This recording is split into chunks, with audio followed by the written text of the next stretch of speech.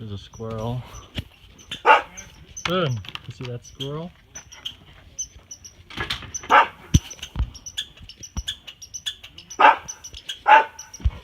There's a squirrel.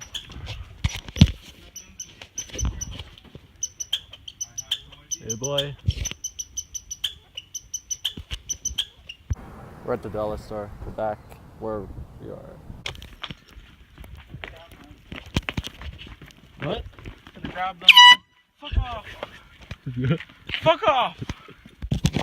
Alright, just so you know that I bought an air horn at the dollar store. And I got him with it. So I've always wanted an air horn, to be honest. But now I got one. Go open the garage with that button because he's gonna get something, so yeah. It was funny. You want fresh? Rachel just left to get her nails done, and then she also ran to drop Griffey off. Rachel, her sister. My life is pretty boring with Lynn.